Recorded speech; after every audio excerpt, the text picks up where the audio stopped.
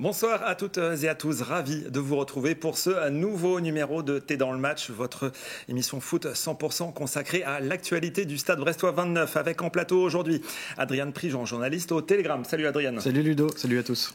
Notre abonné de la semaine et supporter du Stade Brestois et grand fan de foot en général, Franck Vourch. Salut Franck. Bonsoir à tous et un grand merci de me recevoir parmi vous. C'est avec plaisir, sois le bienvenu Franck. Merci. Et pour nous accompagner également aujourd'hui, le plaisir de retrouver Franck Ledorz, reporter à l'Équipe. Salut Franck. Salut Ludo, salut à toutes et à tous. Et l'on démarre tout de suite par notre premier débat du jour, 48 heures après le derby qui a vu Brest et Rennes se quitter sur un match nul 1-1 avec cette question. Retenez-vous la prestation ou les 2 points de perdus? Avant d'en débattre avec nos invités du jour, on va revoir ensemble les images de cette rencontre de la 8e journée de Ligue 1 avec une partie dominée par les Brestois qui se sont procurés les meilleures occasions, notamment en fin de première période, avec tout d'abord Mady Camara dont la frappe vient s'écraser sur la transversale de Mandanda. Nouvelle grosse occasion dans la minute qui suit avec Hugo Magnetti à la conclusion d'un beau mouvement collectif, mais le milieu de terrain manque complètement sa demi-volée. Brest qui va finalement profiter d'un penalty pas forcément évident accordé par Monsieur Deschépy au retour des vestiaires. Penalty transformé par le spécialiste maison Romain Del Castillo. On en reparlera dans notre second débat. Et puis en fin de rencontre, alors que Brest semblait se diriger vers un 4e succès de rang à domicile, ce sont finalement les Rennais qui vont parvenir à égaliser avec le Portugais Jota, parfaitement servi par Kali Muendo. Score final 1-1. Et l'on en vient donc à notre premier débat. Retenez-vous la prestation ou les 2 points de perdus? Adrien. Moi plutôt les 2 points de perdus. Parce que moi je trouve que ce Brest avait ce match en main et a montré en fait des difficultés à le garder avec des joueurs qui sont rentrés et qui n'ont pas eu l'impact espéré. Une des forces du Stade Brestois la saison dernière, même en début de saison, Brest a reculé, c'est pas son jeu. Hugo Magnetti nous en a parlé. Nous on n'arrive pas à reculer, nous on aurait dû faire le break. Et je trouve que ça montre encore les limites du Stade Brestois cette saison. Brest a voulu jouer un peu un petit jeu, a pas voulu ils se disaient les 3 points c'est très bien alors qu'ils avaient le match en main. Ils ont dominé une très faible équipe rennaise quand même malgré tout. Donc moi je retiendrai plutôt les 2 points de perdus où tu te dis ils n'ont pas encore le match référence et Brest c'est pas totalement le Brest de la saison dernière tout bonnement. Franck Ledorz, est-ce que tu partages cet avis? Oui et non. J'ai envie de répondre à la question en te disant un peu les deux en général, puisque pour moi les 2 points de perdus sont aussi les conséquences de la prestation du Stade Brestois, comme le disait aussi Adrian. C'est-à-dire qu'on a vu une bonne première mi-temps, presque une bonne heure de jeu, j'ai envie de dire, qui a correspondu, qui a été validée par cette ouverture du score, donc sur un penalty, comme tu disais, un peu généreux, mais enfin bon, c'est pas scandaleux non plus. Et après, il s'est plus passé grand-chose. Donc quelque part, ils se sont mis, je dirais pas tout seuls en danger, mais presque. Ils ont laissé un peu les Rennais revenir dans le match, alors qu'ils avaient effectivement ce match en main. J'avais l'impression qu'il ne pourrait pas se passer grand-chose pour eux. Et petit à petit, leur jeu s'est un peu liquéfié. Il y a eu la sortie, c'est pas tout, mais de Pierre Lesmelou à la 73e, je crois. À contrario, les entrées rennaises ont été plutôt bonnes, en tous les cas meilleures que les rentrées brestoises. Et petit à petit, le match s'est inversé. Et je regardais, Brest n'a cadré que 2 tirs, outre effectivement la frappe sur la barre que l'on a vu dans le résumé. Les Rennais en ont cadré 4. Et finalement, c'est pas scandaleux non plus qu'ils reviennent au score. En quoi t'es pas d'accord du coup? Tu le dis, c'est pas scandaleux qu'ils reviennent au score finalement, c'est ça? Oui, c'est ça. Voilà. Je vais dire, c'est plutôt une bonne prestation, mais 2 points de perdus, ça voudrait dire que bon, c'est vraiment. On peut avoir des regrets, mais je veux dire, sur la physionomie totale du match, c'est vrai qu'à chaud, j'avais l'impression aussi que c'était, comme on dit, vraiment 2 points de perdus. Et puis à l'arrivée, alors c'est évidemment 2 points de perdus mathématiquement, mais par rapport à ce que j'ai vu du match, avec un peu de recul, je me dis que c'est finalement assez logique, même si on peut regretter effectivement de ne prendre qu'un point sur ce match-là. Ton avis sur la question, Franck? Un petit peu la même analyse que Franck, dans le sens où je vais plutôt retenir la prestation. J'ai vu un match en plusieurs temps. Une première demi-heure où certes on domine, une équipe de Rennes d'ailleurs assez faible pour le coup, mais on joue très long et très souvent sur York avec des imprécisions techniques. Derrière, on joue plus intérieur, on touche Magnetti, on touche Camara, on est récompensé par une barre et surtout par un penalty. À ce moment-là, on a le match, on prend le match vraiment en main. Et derrière, un 3e temps en fait où on rentre dans un temps de gestion avec des remplacements. et qui avait du sens parce qu'il y a un événement à préparer. Mais néanmoins, j'étais surpris du dernier changement, des derniers remplacements, avec Doumbia et Fèvre, très offensif à la 81e. Et j'aurais bien aimé peut-être voir un Fernandez ou voir un Zogbé. Et d'ailleurs, sur le but, Kenny Lala est un petit peu plutôt des choix défensifs, du coup. Ouais, plutôt dans ce sens-là. Voilà. Franck Ledors évoquait Pierre Lesmelou. On va tout de suite entendre sa réaction après la rencontre. C'était le plan de jeu et je pense qu'il a été respecté. On savait que si on mettait la pression, notamment à la ligne défensive des Rennais, c'était pas forcément les plus armés à bien relancer. Et je pense qu'on l'a bien fait. On a même su gratter quelques ballons et on a réussi de mettre notre jeu en place. Et je pense que ça a plutôt bien fonctionné, même si des fois sur les 20 derniers mètres pour nous offensivement, on manquait de justesse. Mais bon, ça reste quand même un bon match, même si ce match nul est un peu regrettable. Les sensations sont bonnes, j'étais content de revenir. Bon, je n'étais pas prêt physiquement pour tenir tout le match, bon, c'était prévu, hein. Mais c'était plutôt bien. Ouais. Les 10 premières minutes, j'avais avalé la trompette, j'arrivais pas à choper le deuxième souffle parce que c'est vrai que c'est quand même compliqué de revenir. Quand même, il y avait quand même de l'intensité, mais je me suis bien senti. Ouais, je me suis bien senti. Pierre Lesmelou qui nous parle du plan de jeu qui a plutôt bien fonctionné. Pour rebondir sur ce que disait Franck Ledors, Adrien, c'est vrai que sa sortie conjuguée à l'entrée des Rennais à 15-20 minutes de la fin, ça a fait basculer l'issue de la rencontre. Ouais, puis Eric Roy nous en a parlé. En fait c'est vrai qu'un Pierre Lesmelou, première titularisation, on sent qu'il est déjà incontournable. On avait parlé il y a peu de temps dans l'émission. En fait, il a déstabilisé, sa sortie a déstabilisé la structure de l'effectif, la structure du collectif. Je crois qu'il a récupéré 11 ballons contre le Stade Rennais. Dans l'utilisation, il est hyper important. On sent que même avec Hugo Megnetti, Madi Camara, voilà, ils ont énormément de réflexes. Enfin, ils se connaissent par cœur. Ça joue plutôt bien. Et puis, comme disait Franck, c'est vrai que les entrants, voilà, c'était difficile. Eric Roy n'a pas eu la main heureuse cette fois-ci. Franck Ledors, ça clôt le débat d'il y a 15 jours, comme le disait Adrien, comme quoi il est incontournable, ce joueur. Oui, déjà, on avait vu 45 minutes déjà de bonne facture. Là, il a confirmé, il a encore monté d'un cran. Il a tenu 73 minutes. On est quand même pas loin du bout, même s'il dit lui-même qu'il a avalé la trompette d'entrée. Donc finalement, on a l'impression que ça a été plus dur au départ de se remettre dedans que de terminer. Enfin, il n'a pas tout à fait terminé, mais oui, il est incontournable. Il va l'être très rapidement. On va voir là s'il va être en mesure de débuter aussi en Ligue des Champions, sachant qu'il ne pourra peut-être pas encore aller au bout, mais d'un point de vue technique, dans l'impact, dans la récupération, comme disait Adrien, 11 ballons récupérés en 73 minutes, donc pas tout le match. Donc c'est sur des bases de presque 15 ballons récupérés. C'est quand même des très grosses stats pour un retour. Autre réaction, Adrien, après la rencontre, celle de Mathias Pereira, l'âge qui était titulaire sur le flanc gauche de l'attaque samedi soir. On l'écoute. On peine un peu à produire notre jeu offensivement surtout. On se crée des situations, on arrive à mettre après ce but qui nous permet de prendre les devants. Et derrière, on est assez solide, pareil, pas tellement de situations. Et puis à la fin, voilà, ils ont fait rentrer des joueurs de qualité qui ont fait que le match a tourné en leur faveur et ils ont réussi à égaliser. C'est vrai qu'il nous manque vraiment offensivement de retrouver notre jeu, notre qualité technique surtout, parce qu'on perd pas mal de ballons, on est le premier. Et on ne se retrouve pas dans des bonnes situations, on manque de frappe. Donc voilà, ça va être à nous de travailler encore plus à l'entraînement pour retrouver tout ça et garder ce qu'on a fait de bien aussi ce soir quand même. Il nous parle des problèmes dans l'animation offensive. Comment l'expliquez-vous et comment y remédier ? Je fais appel aux techniciens que vous n'êtes pas. On n'est pas coach. Ce que je disais tout à l'heure, effectivement, sur la première partie du match, beaucoup de longs ballons sur ailleurs, qui n'a pas été aussi adroit qu'à l'accoutumée en plus. Je trouve que ça a généré effectivement pas mal de déchets. On a manqué de percussion.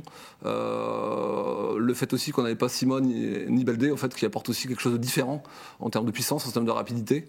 Voilà, je trouve qu'effectivement, offensivement, on n'a pas été très très productif. En tout cas, on a manqué d'occasion de but, encore une fois, par rapport à un adversaire qui nous a laissé des situations pour moi. Voilà. C'est pas un Stade brestois encore aussi flamboyant que la saison passée. Je sais pas, Franck ou Adrien. Non, c'est clair, ouais. Après, c'est effectivement, si on revient sur les choix, on parlait tout à l'heure des entrants qu'on fait beaucoup parler parce qu'ils n'ont pas autant apporté qu'on espérait, notamment sur le plan offensif. Je pense qu'il avait fait rentrer notamment Doumbia et Fèvre pour tenir le ballon. Bon, ça n'a pas été le cas.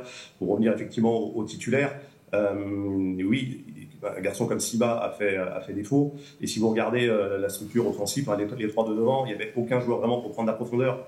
Et c'est vrai qu'il n'y avait pas Sima, Baldé sur le banc, Salah qui a été aussi une bonne rentrée au match précédent, on ne pouvait pas être là pour des raisons contractuelles. Donc j'ai trouvé qu'il avait manqué ce joueur de profondeur qu'il y avait toujours eu jusqu'à présent. Et là, entre Ajorc, Del Castillo et Pereira Lage, il n'y avait pas cette profondeur à trouver, et c'est peut-être ça aussi qui a pêché.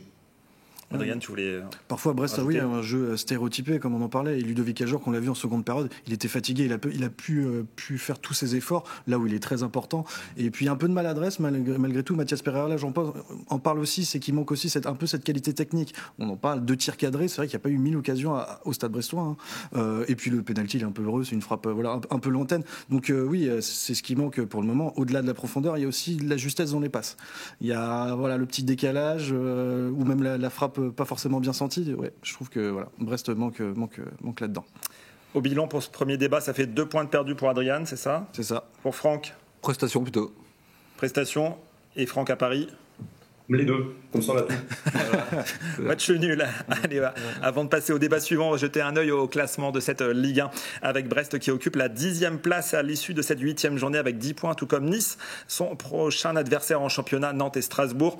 En haut du classement, le Paris Saint-Germain retrouve sa première place au détriment de l'Est, Monaco, Marseille est 3e. Et puis en bas de classement, on retrouve Le Havre à la place de barragiste devant le premier Angers et Montpellier qui ferment la marche. Le MHSC où l'entraîneur et ancien brestois Michel Derzakarian a été remercié après la gifle 5-0 reçue hier soir face à l'Olympique de Marseille. Voilà, tout de suite place à notre second débat du jour. Del Castillo est-il le meilleur tireur de pénalty de Ligue 1 ? Question que l'on se pose après son nouveau but inscrit face à Rennes samedi soir, le 3e de la saison sur pénalty. On va le revoir.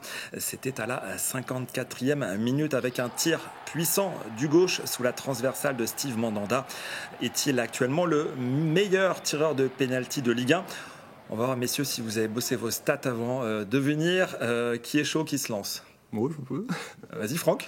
Je sais que Lacazette est très performant en Ligue 1 et TJ Savanier également, mais avec des stats encore en pourcentage meilleurs que Lacazette. Romain Del Castillo a d'excellentes statistiques, mais avec un petit peu moins de tirs, de pénalty que Savanier ou Lacazette. Et il y a également un Brestois qui est très très fort en termes de pénalty, c'est Kenny Lala. Il a 100% de réussite pour l'instant, donc 12 pour aucun échec. Donc ça fait 2 très bons tireurs de pénalty à Brest. Et Ludo Ajorc aussi, 9 sur 10. Ouais, mais pas de pénalty gate. Avec Brest. Pas de pénalty gate comme à Paris. Au contraire, et c'est pour ça que c'est Del Castillo le meilleur. À Strasbourg, il offre un pénalty à Mady Camara. Donc je vais le récompenser de sa générosité, c'est le meilleur. Adrien aussi, t'as bossé. Oui, c'est ça. Et même il en offra un Kenny Lala contre Saint-Etienne en début de saison. Ils en avaient. Moi, ce que j'ai vu, juste en termes de stats, Savanier depuis que Romain Del Castillo au Stade brestois, 2022-2023, donc à partir du moment où Romain Del Castillo est titulaire, il est à 11 sur 12. C'est quand même assez 11 sur 12, donc quand même 11 pénaltys sur les 17 buts depuis qu'il est à Brest. C'est quand même assez énorme. TJ Savanier à 14 sur 14 et Jonathan David à 12 sur 14. Bon, après, est-ce qu'il est le meilleur tireur de Ligue 1 ? C'est toujours très compliqué là on parle de statistiques, mais c'est vrai qu'il en manque pas beaucoup. Et alors évidemment il en a manqué un cette année contre l'Olympique de Marseille. Au final il les prend après, il y a pas de stress. Bon là il est un peu stressé quand même parce que ça touche la barre, elle est un peu haute, mais c'est au-delà. Est-ce que c'est le meilleur tireur de Ligue 1 ? C'est compliqué de comparer, mais c'est un très bon tireur et c'est quand même très important parce que ça ramène des points. C'est quand même assez crucial d'avoir un bon tireur dans cette équipe, et même 2 avec Kenny Lala. Ton avis, Franck, sur la question ? Je vais rebondir sur ce que disait Franck pour commencer. Effectivement, je ne sais pas si Del Castillo est le meilleur tireur de pénalty de Ligue 1, mais Brest a certainement le meilleur trio de tireurs de pénalty de Ligue 1. On parlait de Savanier à Montpellier, il y a Savanier et Cazerie, alors qui joue plus beaucoup, mais qui a aussi des excellentes stats. Mais ça fait entre guillemets que 2 joueurs. À Brest, vous avez les 3. Alors moi, j'avais le petit bémol, c'est que sur Kenny Lala, j'avais un échec. Alors bon, on va pas ergoter là-dessus, mais effectivement entre Ajorc qui en loupe pratiquement jamais, Lala visiblement numéro 2 pour l'instant, et Ajorc plutôt 3 d'après ce qu'on a pu voir, notamment comme on le disait tout à l'heure lorsqu'il avait fallu qu'il tire quand Del Castillo lui avait donné le ballon. Donc là, vous avez 3 très bons tireurs. Alors, est-ce que ce sont les meilleurs Certains ont des stats un petit peu moins bonnes. À l'heure actuelle, le meilleur tireur de pénalty en activité en Ligue 1, c'est Lacazette, avec 28 réalisations. Alors, en termes de statistiques, c'est Abdoulaye Touré. qui en a tiré En moins. termes de pourcentage. Donc, l'ancien Nantais, et voilà, il est à 100%, Doé Touré, il en a tiré 7, il en a marqué 7, que ce soit avec Nantes ou avec le Havre, mais il en a, entre guillemets, que 7. Donc bon, il faudra voir quand il en aura tiré autant que Del Castillo. S'il y avait un modèle de joueur à suivre dans cet exercice, ça serait lequel pour vous, parmi tous ceux qu'on a cités? Alors actuellement en Ligue 1, TJ Savanier, ouais. Mais pour faire un parallèle sur un penalty que j'ai vu, et pas que sur un penalty ce week-end, c'était pas en Ligue 1, c'était en Première Ligue.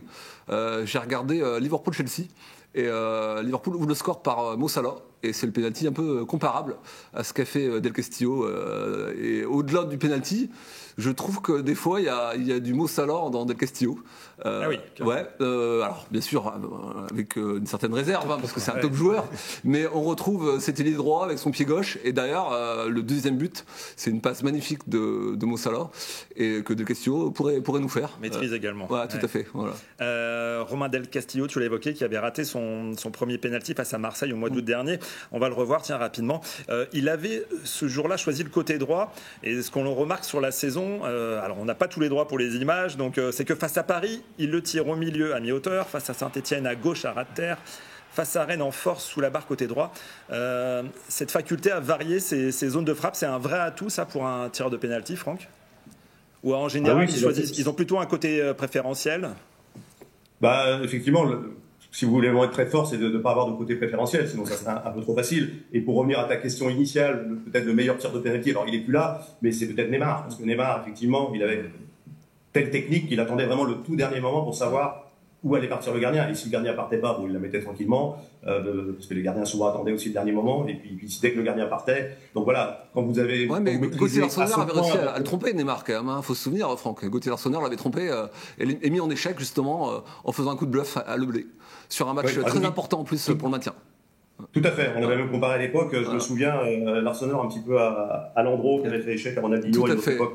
Mais oui, mais voilà, je dis dans la technique de tir, évidemment que Neymar en a loupé aussi, et en loupera d'autres, s'il rejoue un jour. Mais voilà, techniquement, ce que fait Neymar, c'est parfait. Mais encore faut être extrêmement décontracté sur de son fait, mais attendre que le gardien bouge et puis la mettre à l'opposé, bon, c'est imparable.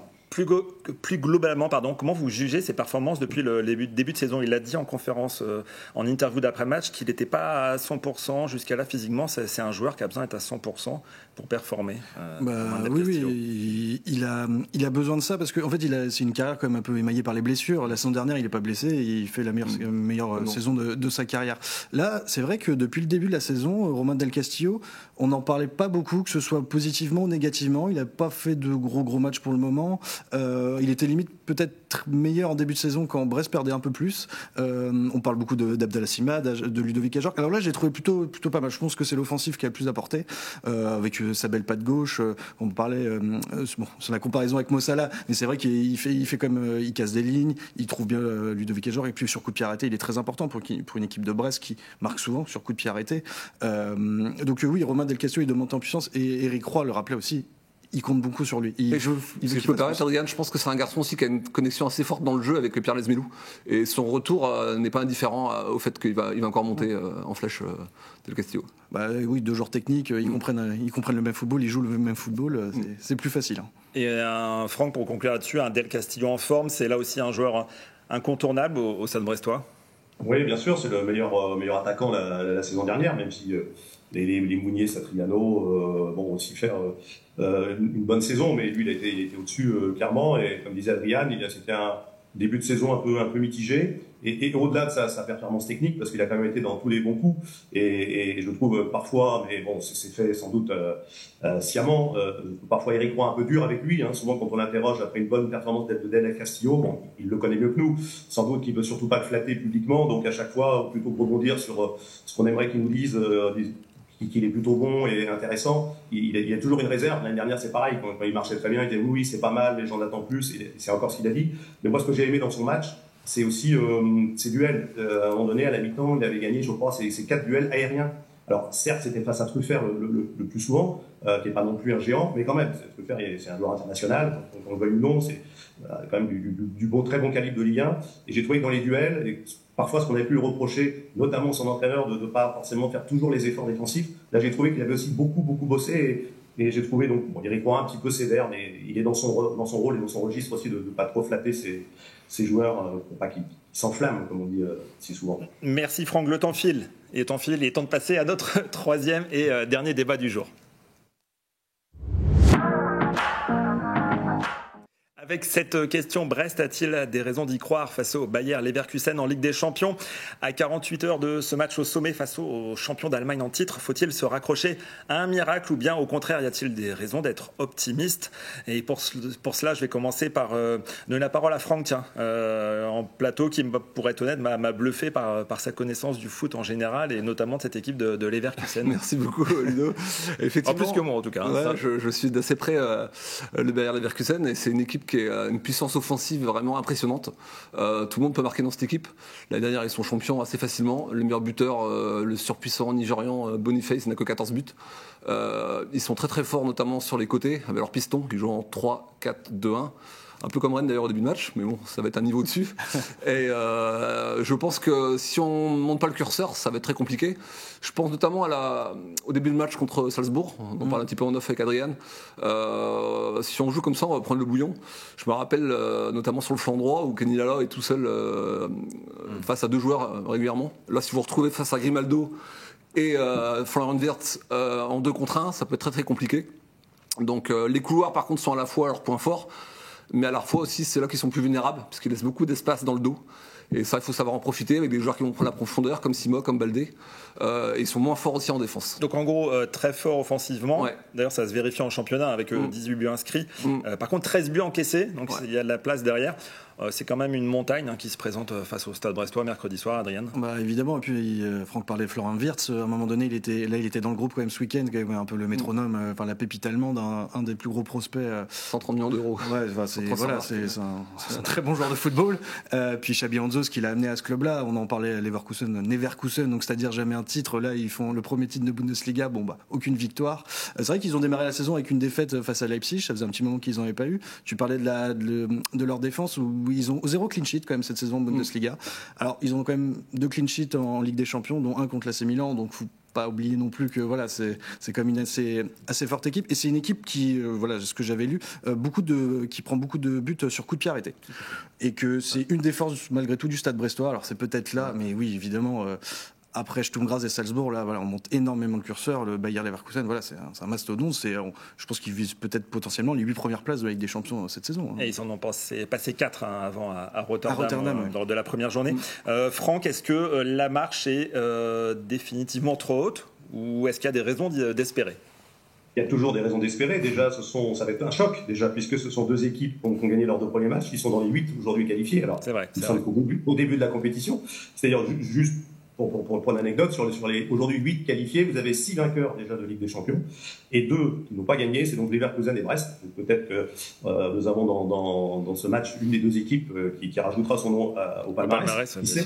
Voilà, mais oui, là clairement, je ne veux pas dire que les 2 premiers matchs c'était pas de la Ligue des Champions. Ça serait faire injure déjà au Stade Brestois qui s'est qualifié pour la Ligue des Champions et aussi aux équipes autrichiennes. Mais c'est vrai que on était plus sur des adversaires d'un standard de Ligue Europa, on va dire, et là on est carrément sur un niveau au-dessus. C'est pas encore peut-être très très très très haut niveau, c'est pas du City, c'est pas du Bayern, c'est pas etc. ou du Real comme ça arrivera, mais là voilà, on change un petit peu de dimension. Donc comme le disait aussi Franck tout à l'heure, là les erreurs risquent de faire mal très rapidement, donc il faudrait être costaud d'entrée, mais il faut y croire. Je veux dire, Brest déjà à 6 points, donc presque a déjà fait le boulot. Brest doit jouer sans pression.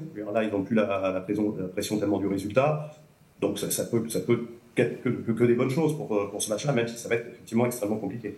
Franck, tu évoquais les points forts et les points faibles de cette équipe, mais tu n'as pas répondu à la question finalement de savoir s'il y avait des raisons d'y croire.